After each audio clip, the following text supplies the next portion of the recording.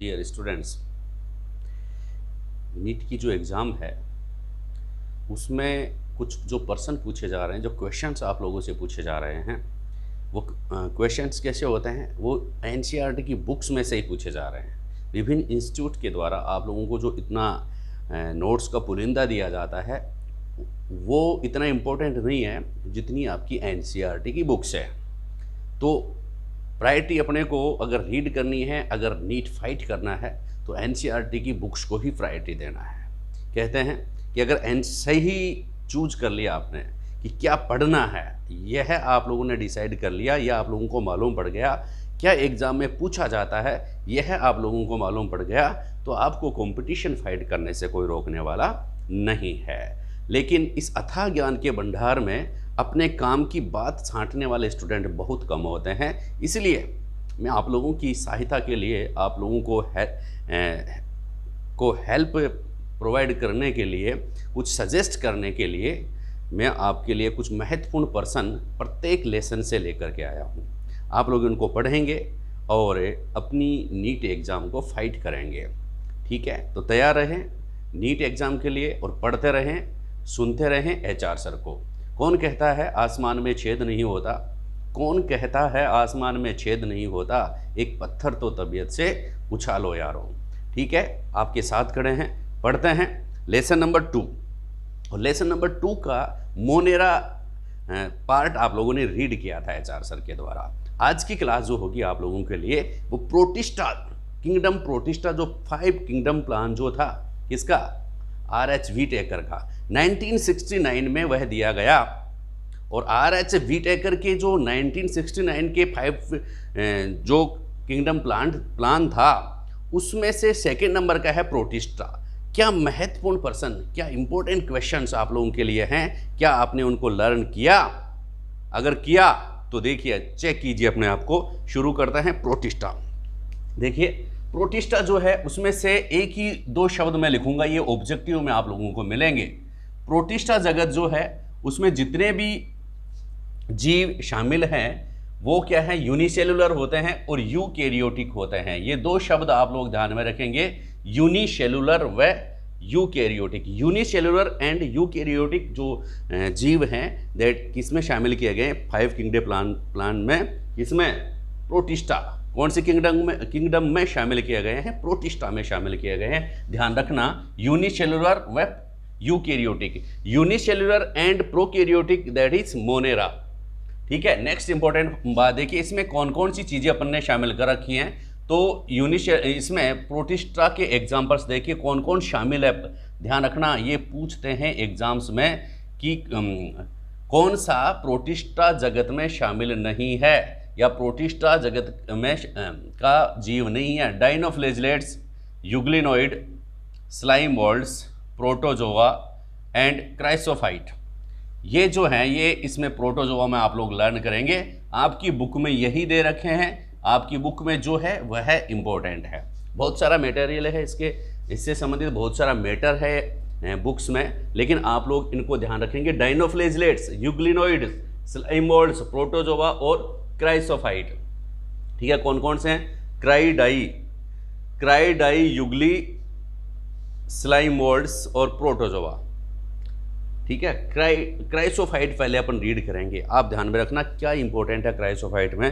पहले तो आप ये कंफर्म कर लें कि प्रोटिस्टा जो है उसमें कौन कौन से हैं, क्राइसोफाइट्स हैं, डाइनोफ्लेजलेट्स हैं, डाइनोफ्लेजलेट्स के बाद यूग्लिनोइड हैं, स्लाइम मोल्ड्स हैं, प्रोटोजोअन्स हैं। ठीक है, ये 4 चीज़ आप लोग स्टडी करेंगे, ध्यान से सुनेंगे क्या क्या इंपॉर्टेंट और हैं। क्राइसोफाइट से महत्वपूर्ण प्रश्न क्या बनता है, क्राइसोफाइट जो हैं इनमें सेल वाल जो होती है उनमें सिलिका पाई जाती है। क्या पाई जाती है, सिलिका पाई जाती है। और एक और बात ध्यान में रखें, क्राइसोफाइट में सिलिका पाई जाती है। क्या पाई जाती है, सिलिका। नेक्स्ट, ये स्वच्छ जल व समुद्री जल दोनों जलों में पाए जाते हैं। फ्रेश वाटर एंड हैबिटेट क्या है इनका, फ्रेश वाटर में हैबिटेट है और फ्रेश वाटर के साथ साथ ये मेराइन वाटर में भी पाए जाते हैं। समझ गए, ध्यान रखना, ये इंपॉर्टेंट बातें हैं। क्राइसोफाइट स्वच्छ जल व समुद्री जल दोनों में पाए जाते हैं, फ्रेश वाटर में और मेरीन वाटर में दोनों में पाए जाते हैं। एग्जाम्पल देखिए, डाइटम्स व सुनहरे सेवाल। डाइटम्स एंड गोल्डन एल्गी जो होते हैं, या जिसको कहते हैं डेस्मिड, बहुत बार एग्जाम में पूछ लेते हैं, डाइटम्स व डेस्मिड शामिल हैं। क्राइसोफाइट में आते हैं। कौन कौन से शामिल है इन क्राइसोफाइट्स? कौन कौन से? Diatoms and desmid. डाइटम्स और डेस्मिड किस में शामिल हैं? क्राइसोफाइट में। जो क्राई होगा ड्राई डेस्मिड इज क्राई।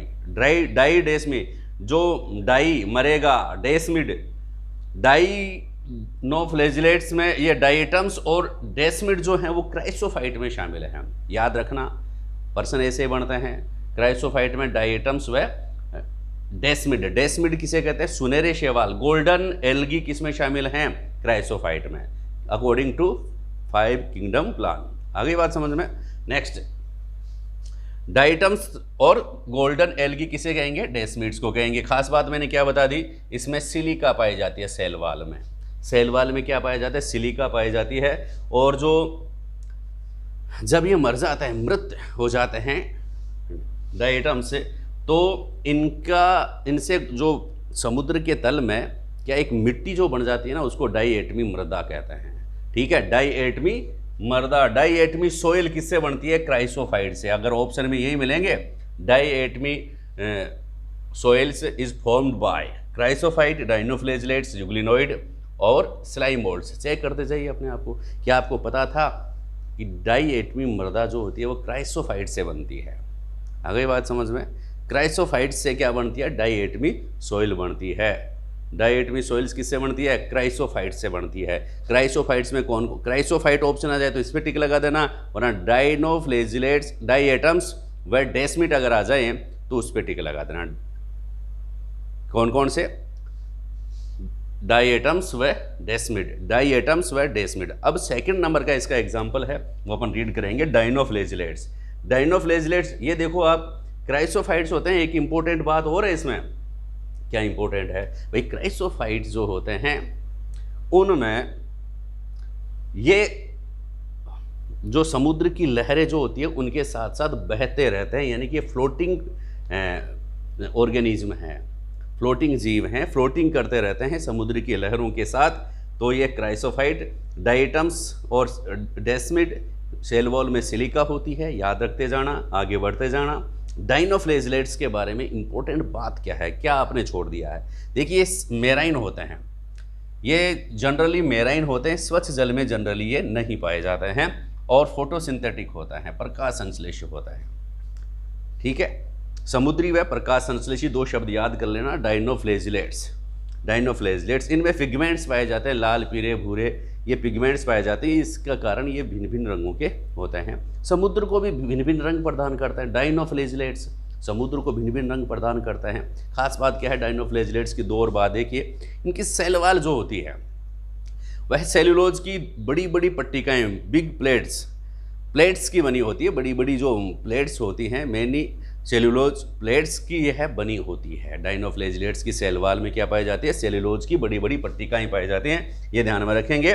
और इसमें दो, डाइनोफ्लेजिलेट्स में 2 फ्लैजेलम पाए जाते हैं, 2 फ्लैजेला पाए जाते हैं। अपन कह सकते हैं 2 फ्लैजेला डाइनोफ्लेजिलेट्स में। ध्यान भूलना मत, याद रखना।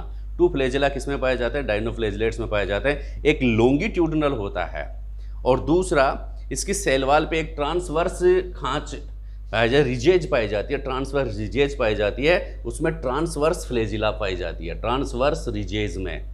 आगे बात समझ में। दो, एक तो लॉन्गिट्यूडनल फ्लैजिला और दूसरी ट्रांसवर्स फ्लैजिला किस में पाई जाती है? डाइनोफ्लेजिलेट्स में पाई जाती है। अब आप ध्यान में रखेंगे, एक समुद्र है, उसका रंग बहुत लाल हो गया है, तो लाल समुद्र, किसी समुद्र का लाल रंग मुख्यतः किसके कारण होता है? डाइनोफ्लेजिलेट्स के कारण होता है। डाइनोफ्लेजिलेट्स की संख्या में बहुत अधिक अगर वृद्धि हो जाती है, ग्रोथ हो जाती है, तो समुद्र का रंग लाल हो जाता है। और जो जब इस समुद्र का लाल रंग हो जाता है, कोई ना कोई डाई हो जाता है अंदर है। आप देखा ना, कोई भी मूवी वगैरह जो होती है, किसी पानी में अगर कोई मर्डर हो जाता है, चाकू मार करके उसको डाल देते हैं, तो पानी का रंग लाल हो जाता है। डाई हो गया तो डाइनोफ्लेजिलेट्स हो गया, लाल रंग हो गया डाइनोफ्लेजिलेट्स के कारण हो गया, डाइनोफ्लेजिलेट्स के कारण को डाई हो गया, मर गया। तो डाइनोफ्लेजिलेट्स के कारण समुद्र का रंग कैसा होता है बच्चा? लाल रंग होता है। याद रखना, एग्जाम्स के लिए इंपॉर्टेंट है। और जब इनकी संख्या बहुत अधिक हो जाती है समुद्रों में, तो होता क्या है, जो सोता है वह खोता है, जो पढ़ता है वो आगे बढ़ता है। तो अभी सोना नहीं है, अभी खोना नहीं है, तो आगे पढ़ते रहना है, आगे बढ़ते रहना है। तो डाइनोफ्लेजिलेट्स जो होता है, इनकी बड़ी संख्या के कारण इनसे कुछ टॉक्सिक पदार्थ भी निकलते हैं, ये टॉक्सिक होते हैं डाइनोफ्लेजिलेट्स, जिसके कारण यहाँ समुद्री जीव जो होते हैं वो क्या हो जाते हैं, मरने लग जाते हैं, समुद्री जीव मर जाते हैं, इनकी संख्या में वृद्धि होने के कारण ये मर जाते हैं। जो सोता है वह खोता है, जो पढ़ता है वो आगे बढ़ता है। एग्जाम्पल कौन से हैं, एग्जाम्पल कौन से हैं, देखिए डाइनोफ्लेजिलेट्स के एग्जाम्पल कौन से हैं, बता सकते हैं क्या? गोनियोलेक्स, गोनियोलेक्स डाइनोफ्लेजिलेट्स है। क्या बताएंगे? गोनियोलेक्स क्या है? डाइनोफ्लेजिलेट्स है, याद रह जाएगा, गोनियोलेक्स डाइनोफ्लेजिलेट्स। पूछ लिया, समुद्र का लाल रंग किसके कारण होता है? ऑप्शन में आपको दे दे Euglena, diatoms, Gonyaulax, Entamoeba histolytica. तो आप क्या एग्जाम्पल बताएंगे? गोनियोलेक्स के कारण, क्योंकि गोनियोलेक्स क्या है? गोनियोलेक्स डाइनोफ्लेजिलेट्स है। गया जमस में तब्बा, बात समझ में आई? ठीक है, नेक्स्ट अपन चलते हैं यूग्लिनोइड। यूग्लिनोइड की खास बात क्या है भाई? ये स्वच्छ जल व समुद्री जल दोनों में पाए जाते हैं। कौन से? क्राइसोफाइट। डाइनोफ्लेजिलेट समुद्री जल में मुख्यतः पाए जाते हैं, ये स्वच्छ जल में नहीं पाए जाते। यूग्लिनोइड mainly present in fresh water habitat. यूग्लिनोइड जो होते हैं वो मुख्यतः स्वच्छ जल में पाए जाते हैं, ठीक है। और इसमें सेल वॉल एब्सेंट होती है भैया, बहुत इंपॉर्टेंट पर्सन है। पेलिकल, क्या पेलिकल जो होती है वो किस में पाई जाती है? पेलिकल जो है, पेलिकल का नाम यूग्लिनोइड, यूग्लिना जो है उसका जो सेल वॉल के स्थान पर इंस्टेड ऑफ सेल वॉल क्या पाया जाता है? पेलिकल पाई जाती है, जो फ्लेक्सिबल होती है। आपको पता है यूग्लिनोइड जो होते हैं उसमें two flagellum present, two flagella पाए जाते हैं, दो कशाब पाए जाते हैं, दो फ्लेजिला पाए जाते हैं, इसमें यूग्लिना में। और आप खास बात ये ध्यान रखेंगे कि यूग्लिना जो है, इसका एग्जाम्पल है यूग्लिनोइड का यूग्लिना, वह that is connective link between plants and animals. पादप व जंतुओं के बीच की योजक कड़ी किसे कहा जाता है? यूग्लिनोइड को कहा जाता है, ठीक है। नेक्स्ट अपन पढ़ रहे हैं औपंक कवक या स्लाइम मोल्ड्स, ठीक है। स्लाइम मोल्ड्स का आप ध्यान में रखेंगे। सेप्रोफाइटिक प्रोटिस्टा इज पर्सन बन गया, ये सेप्रोफाइटिक हैं यूग्लिनोइड। ये जो है ना यूग्लिना जो है, इसमें क्या पाया जाता है? पिगमेंट पाया जाता है, क्लोरोफिल पाया जाता है यूग्लिना में तो। और ये क्या होता है? फोटोसिंथेटिक होते हैं, ये ध्यान में रखेंगे। और स्वच्छ जल में भी ये स्थिर वाटर, जो एक जगह पानी पड़ा हुआ है उसमें यूग्लिना पाए जाएंगे जनरली। और ये फोटोसिंथेटिक होते हैं। फोटोसिंथेटिक अगर नहीं हो, कहने का मतलब अगर इनको प्रकाश नहीं मिले तो क्या हो जाते हैं? वो परपोषी हो जाते हैं भैया, परपोषी की तरह व्यवहार करते हैं। एग्जाम्पल आप लोगों को मालूम पड़ गया होगा, क्या है? यूग्लिना है। और हायर प्लांट्स की तरह इनमें क्या पाया जाता है? पिगमेंट्स पाए जाते हैं, ये ध्यान में रखना। अब पढ़ रहे हैं अपन नेक्स्ट डी, फोर्थ, किसमें से? प्रोटिस्टा में से। 5 इसकी एग्जाम्पल हैं। Slime moulds, saprophytic protista, protista है, सेप्रोफाइटिक प्रोटिस्टा का एग्जाम्पल क्या आएगा? स्लाइम मोल्ड्स और औपंक कवक, ध्यान में रखना। सेप्रोफाइटिक प्रोटिस्टा इज एग्जाम्पल में सारे मिलेंगे, ठीक है। सेप्रोफाइटिक प्रोटिस्टा है, ये खास बात है। औपंक कवकों से संबंधित दूसरा महत्वपूर्ण पर्सन ये है कि जो फेवरेबल कंडीशन होती हैं, अनुकूल परिस्थितियां जब होती हैं, तो ये समूह में बना करके एक समूह बनाते हैं, रिप्रोडक्शन इसके द्वारा करते हैं, जिस स्टेज को कहते हैं प्लाज्मोडियल स्टेज। क्या कहते हैं? प्लाज्मोडियल स्टेज में रहते हैं। एडेप्टिव, जो एडेप्टिव नहीं कहेंगे इसको, फेवरेबल कंडीशन कहेंगे। और अनफेवरेबल कंडीशन में ये क्या है? फ्रूटिफिकेशन बनाते हैं। अनफेवरेबल कंडीशन में क्या बनाते हैं? फ्रूटिफिकेशन बनाते हैं, ये ध्यान में रखना।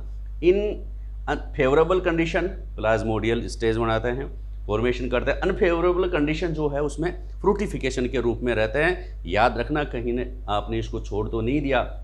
सबसे इंपॉर्टेंट बात हो गई सेप्रोफाइटिक प्रोटिस्टा की, हो गई है कि सेप्रोफाइटिक प्रोटिस्टा कौन से हैं? स्लाइम मोल्ड्स, ठीक है। पेलिकल किस में पाई जाती है? यूग्लिनोइड में पाई जाती है।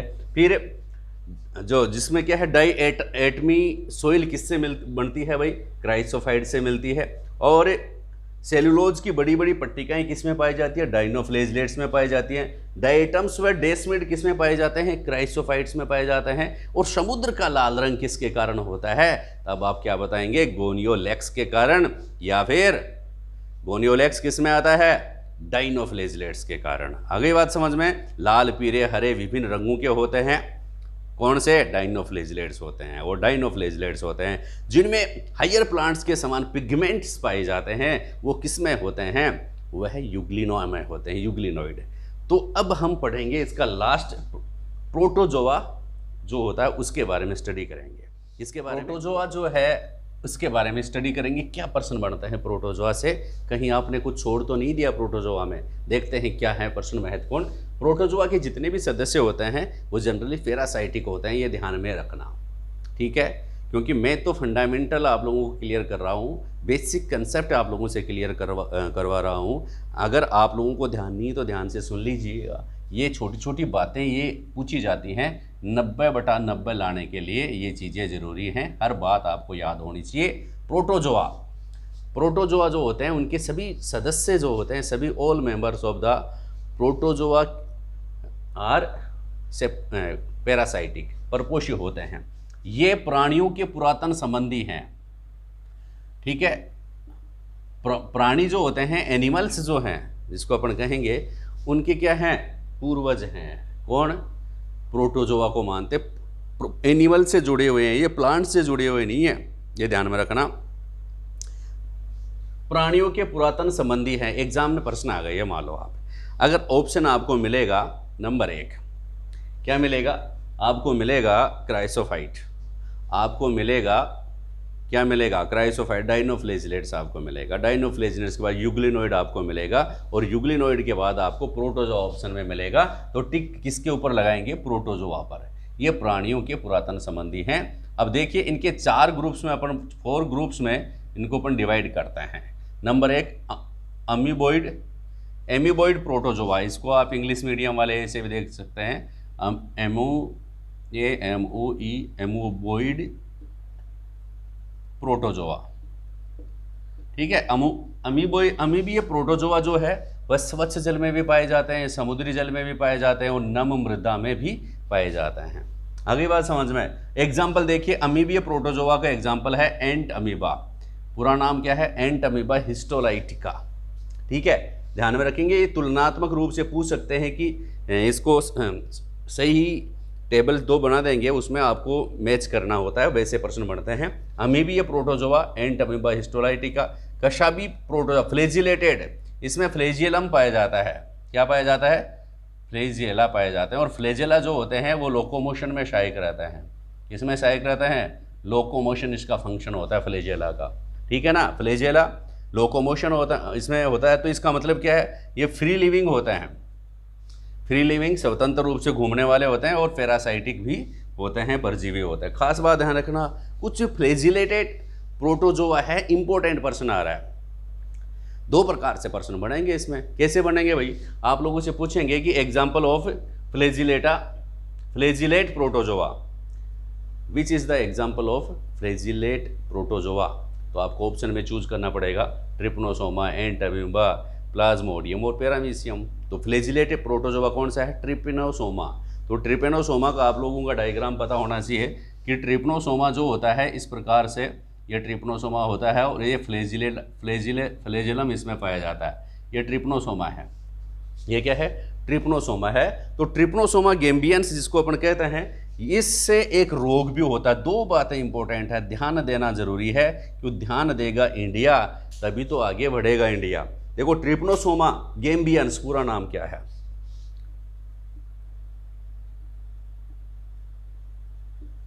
ट्रिपनोसोमा गेम्बियंस।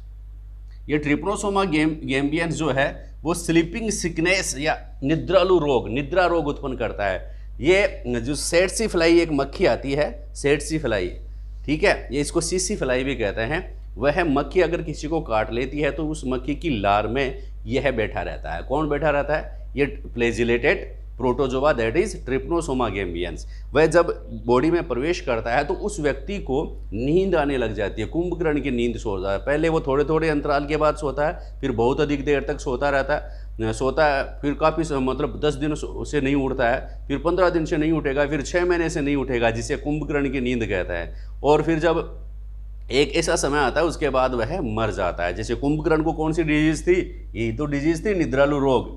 ट्रिप्नोसोमा गैम्बियंस के कारण निद्रालु रोग होता है, अफ्रीकी निद्रा रोग। ठीक है, अब देखिए कसाबी फ्लैजिलेटेड प्रोटोजोआ है ये। अब नेक्स्ट है पक्षमाबी प्रोटोजोआ। पक्षमाबी प्रोटोजोआ जो होते हैं उसमें सीलिया पाया जाता है। आपको ध्यान रखना, सीलियम और फ्लैजिलम में क्या अंतर है। फ्लैजिला जैसे नाम बड़ा है तो इनकी साइज भी बड़ी होती है, और सीलिया जो है नाम छोटा है, इनकी साइज भी छोटी होती है। और अगर बड़े नाम जो होता है साइज बड़ी होगी तो इनकी संख्या कम होती है, ये भी ध्यान में रखना। और सीलिया जो है इनकी नाम छोटा है, सीलिया, कशाब, पक्षमाब, तो सीलिया जो होते हैं उनकी संख्या अधिक होती है। और सीलिया लोकोमोशन के साथ साथ भोजन ग्रहण करने में भी सहायता करते हैं, ये ध्यान में रखना। और किसका एग्जाम्पल है, पैरामीशियम नोटेटम। इसका फुल फॉर्म क्या है पैरामीशियम की, पैरामीशियम नोटेटम। पैरामीशियम को स्लीपर एनिमलकुलेट भी कहते हैं। ठीक है, यह चप्पल के आकार का जंतु कौन सा है, पैरामीशियम है, यह ध्यान में रखना। अफ्रीकी निद्रा रोग किसके कारण होता है, कसाबी फ्लैजिलेटेड प्रोटोजोआ के द्वारा, ये ध्यान में रखना। ऐसे भी पूछ सकते हैं, निद्रा रोग का कारण है sleeping sickness is due to flagellated protozoa, amoeboid protozoa, cilium protozoa और स्पोरोजोआ, ये ध्यान में रखना। अब इसको देखिए, स्पोरोजोआ जो है ये जनरली क्या होते हैं, पैरासाइटिक होते हैं, कि परजीवी होते हैं ये जनरली। और इसमें परजीवी में भी क्या कहेंगे आप इसको, कि आंतरिक परजीवी होते हैं, मनुष्य के शरीर में जनरली ये पाए जाते हैं। और इसका उदाहरण है प्लाज्मोडियम। क्या है, प्लाज्मोडियम। प्लाज्मोडियम जो है किसके कारण, प्लाज्मोडियम के कारण क्या कौन सी डिजीज होती है, मलेरिया डिजीज होती है प्लाज्मोडियम के कारण। कौन सी डिजीज होती है, मलेरिया डिजीज किसके कारण होती है, प्लाज्मोडियम के कारण होती है। ध्यान रखना, अफ्रीकी निद्रा रोग किसके कारण होता है, प्लाज्मोडियम के कारण होता है। तो डियर स्टूडेंट्स, डियर डॉक्टर्स, ये थे कुछ इंपॉर्टेंट पर्सन किसके संबंधित थे, प्रोटिस्टा जगत से, प्रोटिस्टा किंगडम से संबंधित थे। एक बार मैं वापस रिवाइज करवा देता हूं, इनको देखिए। प्रोटिस्टा से इंपॉर्टेंट पर्सन,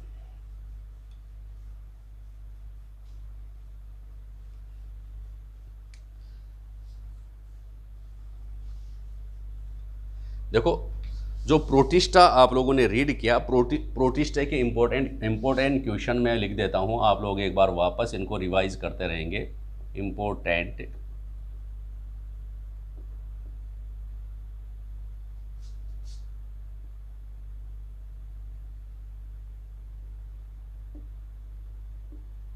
कौन से इंपॉर्टेंट क्वेश्चन है। नंबर फर्स्ट, प्रोटिस्टा के जो मेंबर हैं वो क्या होते हैं, आप देखिए, unicellular and eukaryotic. Unicellular and eukaryotic होते हैं, ये खास बात ध्यान में रखना। प्रोटिस्टा की पहली बात आप ध्यान में रखेंगे कि ये यूकैरियोटिक होते हैं और यूनिसेलुलर होते हैं, एक कोशिकीय होते हैं। ठीक है, फिर आप दूसरी इंपॉर्टेंट बात, इसके एग्जाम्पल ध्यान में रखेंगे कि प्रोटिस्टा में कौन कौन शामिल है। तो नंबर एक, पहला तो क्राइसोफाइट, आप लोगों को मैंने बताया कि क्राइसोफाइट क्या है, प्रोटिस्टा में शामिल है। दूसरी बात आप ध्यान में रखेंगे, डाइनोफ्लैजिलेट्स। डाइनोफ्लैजिलेट किस में शामिल है, प्रोटिस्टा में शामिल है। तीसरी बात आप ध्यान में रखेंगे, यूग्लिनोइड। यूग्लिनोइड जो है किस में शामिल है, प्रोटिस्टा में शामिल है। चौथी बात आप ध्यान में रखेंगे, स्लाइमोल्ड्स। स्लाइमोल्ड्स जो है किस में शामिल है, प्रोटिस्टा में शामिल रखें। और पांचवी बात आप ध्यान में रखेंगे कि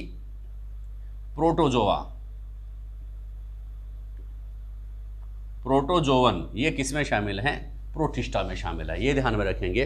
अब क्राइसोफाइट्स की एक इंपॉर्टेंट बात अपन देखते हैं कि क्राइसोफाइट्स में क्या शामिल है, डाइनोफ्लैजिलेट्स। एग्जाम्पल और देखिए यहाँ पर, मैंने बताया कि diatoms and desmid, diatoms and desmid जो होते हैं वो किस में शामिल हैं? क्राइसोफाइट्स हैं। और किस में शामिल है? प्रोटिस्टा में शामिल है। डाइटम्स एंड डेस्मिड किस में शामिल है? क्राइसोफाइट्स में शामिल हैं। और इसकी खास बात क्या है कि इनसे डाईएटमी सोइल्स प्राप्त होती है।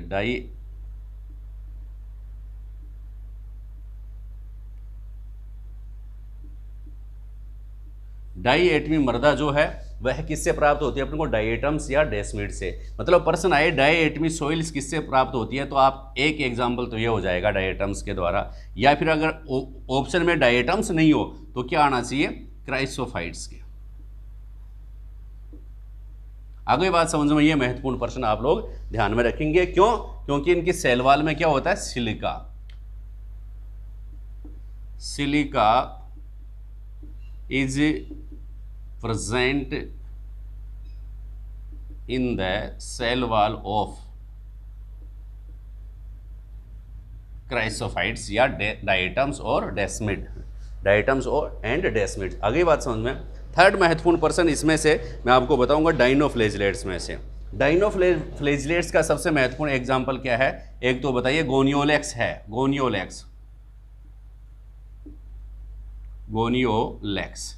गोनियोलेक्स जो है क्या है, ये ध्यान में रखेंगे। गोनियोलेक्स डाइनोफ्लेजिलेट्स है, ये बात आप ध्यान में रखेंगे। गोनियोलेक्स क्या है? डाइनोफ्लेजिलेट्स है, ठीक है। और दूसरी बात क्या है? किसी समुद्र का लाल रंग, जनरली ये मेराइन वाटर में रहते हैं, तो समुद्र का लाल रंग किसकी संख्या में बढ़ोतरी के कारण होता है? लाल रंग किसकी संख्या में बढ़ोतरी के कारण होता है? Red colour of marine water is due to किसके कारण? गोनियोलेक्स के कारण आ सकता है। तो गोनियोलेक्स भी आप ध्यान में रखेंगे और डाइनोफ्लेजिलेट्स भी आप ध्यान में रखेंगे। ये ध्यान में रखेंगे, समुद्र का लाल रंग किसके कारण होता है? डाइनोफ्लेजिलेट के कारण। समुद्र का लाल रंग किसके कारण होता है? डाइनोफ्लेजिलेट्स के कारण। या फिर आप डाइनोफ्लेजिलेट्स नहीं और लिखे तो क्या लिख देंगे? गोनियोलेक्स के कारण। किसके कारण? गोनियोलेक्स, क्योंकि Gonyaulax is the example of डाइनोफ्लेजिलेट्स। अब ध्यान में रखेंगे, ये टॉक्सिक होते हैं। डाइनोफ्लेजिलेट्स क्या होते हैं? टॉक्सिक। क्या होता है भाई? टॉक्सिक होते हैं। तो ये भी महत्वपूर्ण पर्सन है। यूग्लिनोइड का एक महत्वपूर्ण पर्सन क्या है? हाँ, एक और, डाइनोफ्लेजिलेट्स जो होते हैं इसमें भी फ्लेजेलम पाए जाते हैं। फ्लेजिलेट्स है इसलिए फ्लेजिला, एक लॉन्गिट्यूडनल और दूसरी ट्रांसवर्स। और सेल्यूलोज की सेल वॉल प्लेट्स पाई जाती हैं। सेल्यूलोज की प्लेट्स पाई जाती हैं। सेल्यूलोज की प्लेट्स से big plates of cell wall of cellulose is present in the cell wall of dinoflagellates. Dinoflagellates की जो सेल वॉल है उसमें जो सेल्यूलोज की बिग प्लेट्स पाए जाते हैं। Big plates of cellulose present in cell wall of dinoflagellates, ध्यान में रखना। फिर और इंपॉर्टेंट पर्सन क्या बनता है? यूग्लिनोइड का। यूग्लिनोइड क्या है? Fresh water habitat.